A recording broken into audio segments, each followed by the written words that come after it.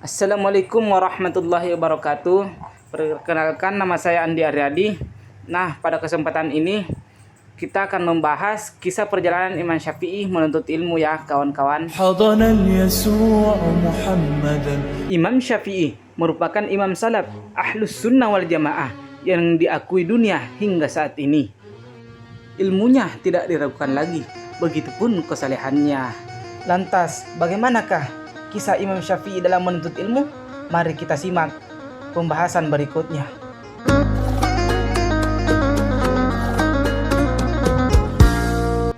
Perjalanan Imam Syafi'i terjadi 2 tahun setelah kelahiran Imam Syafi'i pada tahun 150 Hijriah.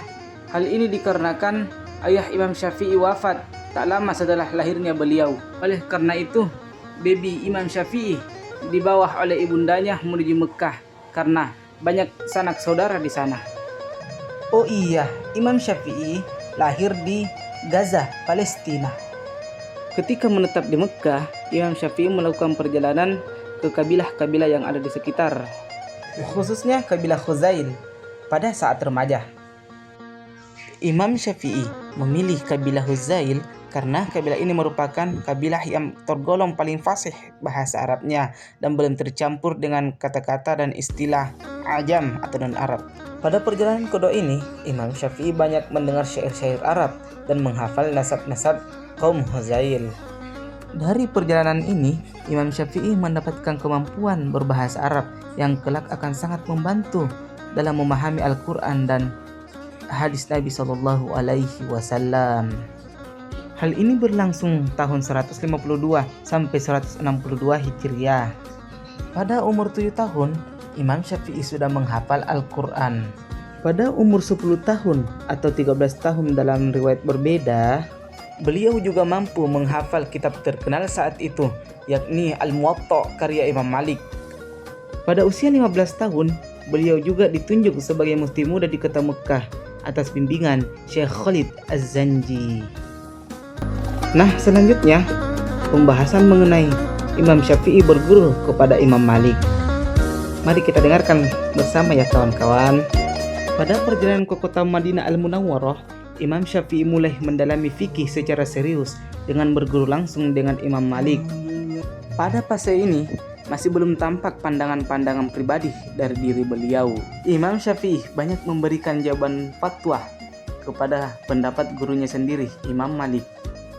Imam Syafi'i terus-menerus mendalami dan mempelajari kitab Al-Muwatta dengan Imam Malik sampai Imam Malik tutup usia pada tahun 179 Hijriah.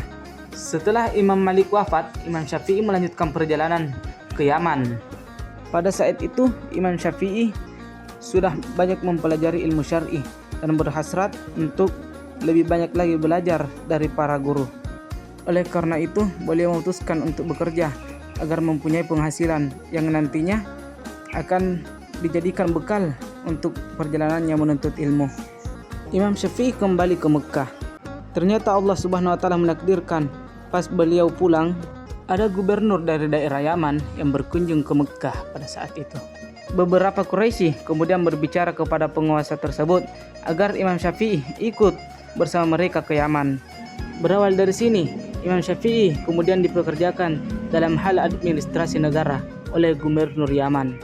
Melihat cara kerja beliau yang profesional dan bagus, akhirnya nama beliau terangkat dan mulai dikenal di kalangan masyarakat. Terkenalnya Imam Syafi'i pasti memantik api dengki dan iri pada beberapa orang. Mereka pun membuat fitnah-fitnah kecil untuk menjatuhkan Imam Syafi'i. Untungnya ada orang yang mengenal beliau, yakni Muhammad bin Al-Hasan. Berkat pembelaan dari beliaulah sehingga Imam Syafi'i terbebas dari tuduhan pemberontakan tersebut. Setelah beliau dibebaskan, beliau tidak langsung pulang ke Yaman. Beliau tinggal dengan Muhammad bin Al-Hasan untuk belajar fikih Imam Abu Hanifah serta usul mazhabnya. Ini berlangsung sampai tahun 189 Hijriah.